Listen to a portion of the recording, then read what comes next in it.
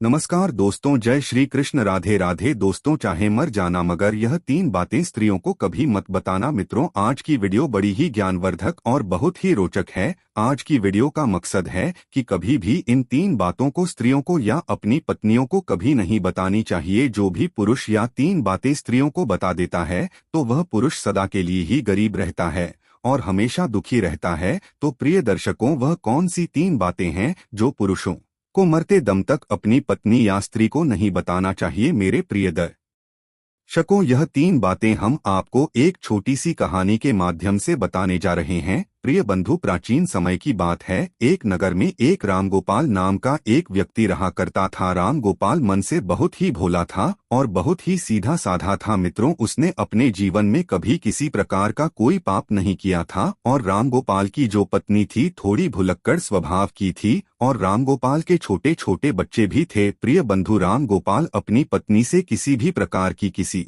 भी बात को नहीं छुपाता था और रामगोपाल अपने घर में अकेले ही काम करने वाला था। जिसे नगर में रामगोपाल रहा करता था, उस नगर में सबसे गरीब केवल रामगोपाल ही था। उसके अलावा नगर में कोई भी गरीब नहीं था। तो हर कोई रामगोपाल की पत्नी और रामगोपाल का गरीब होने के कारण मजाक उड़ाया करते थे। प्रिय दर्शकों, रामगोपाल अपने गांव में जो बड़े बड़े सेठ थे उनके यहाँ नौकरी किया करता था और उनकी गायों को चलाया करता था, उनकी भैंस चलाता था और इसी वजह से रामगोपाल का घर चल रहा था। उनसे ही 2 टाइम की रोटी मिल रही थी।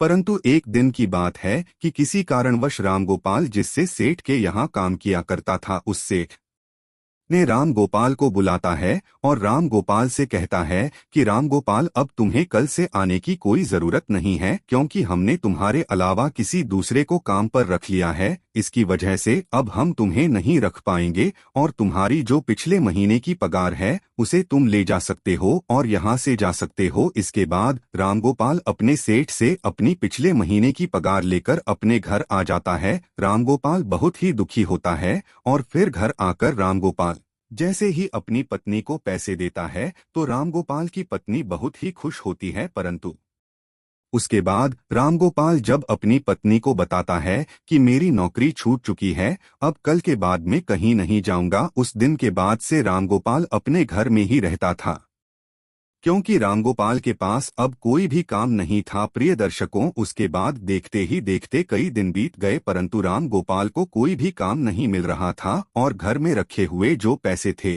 जो उसे उसके सेठ ने दिए थे वो भी धीरे धीरे खर्च हो रहे थे। उसके बाद रामगोपाल इस बात को सोचने लगता है कि अब हमारे घर का खर्चा कैसे चलेगा, हमारे घर में कमाने वाला केवल मैं अकेला हूँ और मुझे कुछ ना कुछ तो करना ही होगा, वरना इस तरह तो हम भूखे मर जाएंगे।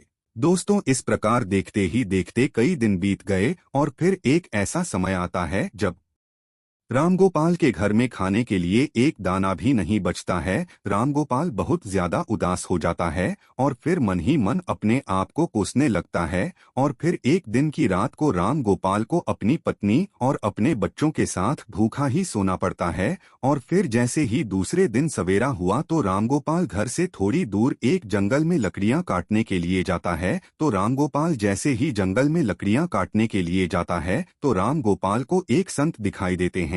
जैसे ही रामगोपाल को वह संत दिखाई देते हैं तो वह रामगोपाल संत के नजदीक जाता है और फिर संत रामगोपाल को देखकर अपनी आंखें खोल लेते हैं। रामगोपाल उस विद्वान संत को प्रणाम करता है और प्रणाम करने के बाद उनके पैरों में गिर जाता है और कहता है कि हे पितामहे गुरुदेव, मेरे घर में खाने पीने के लिए दाना पानी नहीं है, मेरे बीवी और बच्चे भूखे मर रहे हैं, कृपया करें मुझे कोई ऐसा सुझाव दें जिसकी वजह से मेरा घर ठीक तरह से चल सके। प्रिय दर्शकों, इस प्रकार विनती करने के बाद वह संत रामगोपाल की ओर देखता है और वह संत रामगोपाल की ओर देखकर यह पता करता है कि वह बहुत ही सीधा है, उसने अपने जीवन में आज तक कोई पाप नहीं किया है। उसके स्वभाव को देखकर वे विद्वान साधु रामगोपाल से कहता है कि रामगोपाल, मैं तुम्हें आज ऐसे एक पेड़ के बारे में बताने वाला हूँ, अगर उस पेड़ के नजदीक जाकर तुम उस पेड़ से जो भी मांगोगे तो वहाँ पेड़ तुम्हें लाकर दे देगा,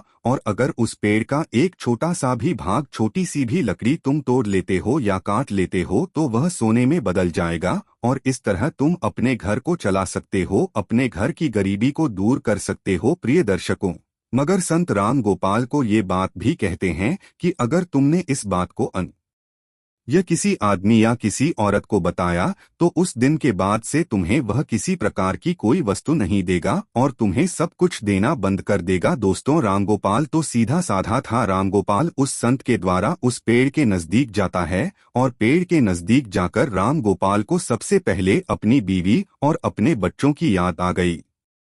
और फिर रामगोपाल सबसे पहले उस पेड़ से, उस वृक्ष से एक बोरी चावल मांगता है। जैसे ही रामगोपाल वृक्ष से एक बोरी चावल मांगता है तो झट से ही ना जाने कहां से एक बोरी चावल रामगोपाल के सामने आ जाते हैं। रामगोपाल वह बोरी चावल को लेकर चला जाता है और घर जाकर अपनी बीवी और बच्चों को चावल खिलाता है। और फिर रामगोपाल सबसे पहले उस पेड़ से, उस वृक्ष से एक बोरी चावल मांगता है। जैसे ही रामगोपाल वृक्ष से एक बोरी चावल मांगता है, झट से ही ना जाने कहां से एक बोरी चावल रामगोपाल के सामने आ जाते हैं। रामगोपाल वह बोरी चावल को लेकर चला जाता है और घर जाकर अपनी बीवी और बच्चों को चावल खिलाता है और भरपेट भोजन करते हैं। उस दिन रामगोपाल ने अपनी पत्नी को यह नहीं बताया था कि मैं चावल कहाँ से लाया हूँ, परंतु फिर जैसे ही रामगोपाल दूसरे दिन उसके पास जाता है, रामगोपाल उस पेड़ से 5 सोने की मुद्राएं मांग लेता है। और जैसे ही रामगोपाल मांगता है, झट से पेड़ रामगोपाल को 5 सोने की मुद्रा देता है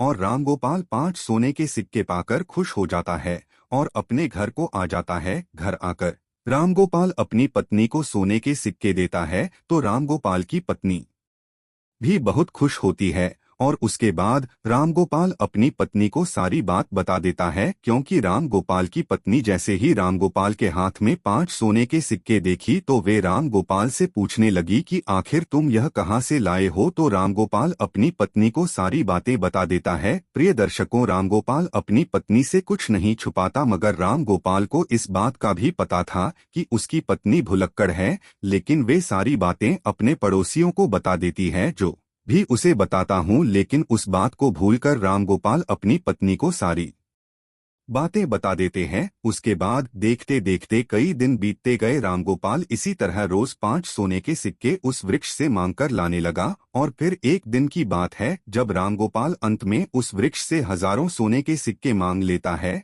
और जैसे ही रामगोपाल मांगता है तो झट से एक बोरी भरकर रामगोपाल के सामने सोने के सिक्के आ जाते हैं। रामगोपाल एक बोरी सिक्के को अपनी बैल की पीठ पर रखकर अपने घर ले जाता है। दोस्तों, वह सोने के सिक्के पाकर और उस विद्वान संत का आशीर्वाद पाकर रामगोपाल देखते ही देखते बहुत धनवान हो गया। रामगोपाल के पास बहुत सारा धन हो गया। रामगोपाल जिस सेठ के यहाँ नौकरी किया करता था, उससे भी ज्यादा तरक्की रामगोपाल ने कर ली और रामगोपाल उससे भी ज्यादा धनवान हो गए। दोस्तों, ये सब देखकर के रामगोपाल के सारे गांव वाले दंग रह गए और वे सोचने लगे कि आखिर यह भुलक्कड़ स्वभाव का रामगोपाल इतना धनवान क्यों हो रहा है। दोस्तों, रामगोपाल से अगर कोई भी इस बात को पूछता कि तुम आखिर इतनी जल्दी धनवान कैसे हो रहे हो, तो रामगोपाल किसी को भी सच नहीं बताता था, क्योंकि रामगोपाल को विद्वान साधु ने किसी को बताने के लिए मना किया था। परंतु वे लोग रामगोपाल को छोड़कर रामगोपाल की पत्नी से इस बात को पूछने लगे।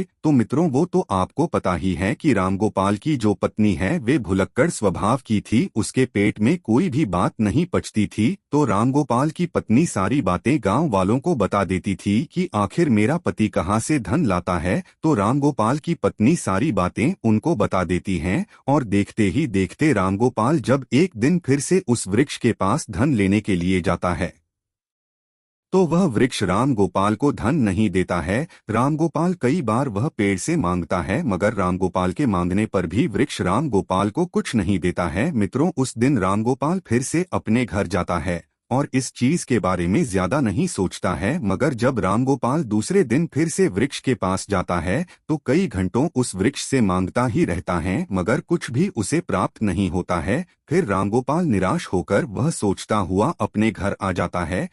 रामगोपाल अपने घर आकर अपनी पत्नी से कहता है कि है भाग्यवान, आज मैं वृक्ष के यहाँ जाकर आया हूँ, मगर वृक्ष से आज मैंने जब धन मांगा तो वृक्ष ने कुछ नहीं दिया। नहीं तुमने किसी को वृक्ष के बारे में बता तो नहीं दिया। तो दर्शकों, रामगोपाल की पत्नी भुलक्कड़ स्वभाव की थी और वो अपने मन में किसी भी प्रकार की बात नहीं छुपाती थी और इसमें कोई संदेह नहीं है। तो रामगोपाल की पत्नी रामगोपाल से कहती हैं कि पियाजी, जब मुझसे गांव वालों ने पूछा कि इतना सारा धन तुम्हारे पास कैसे आ रहा है तो मैंने उन सब को बता दिया। दोस्तों, अपनी पत्नी के मुख से यह बात सुनकर रामगोपाल समझ जाता है कि हो ना हो ये सारी करतूत मेरी बीवी की ही है। उसके बाद में रामगोपाल अपनी पत्नी को बहुत डांटता है और फिर इस तरह से कई महीने बीत जाते हैं। रामगोपाल के पास जो धन था वह धीरे धीरे खर्च होता जाता है और देखते ही देखते रामगोपाल फिर अमीर से गरीब होने लगता है और फिर से रामगोपाल की स्थिति वही हो जाती है।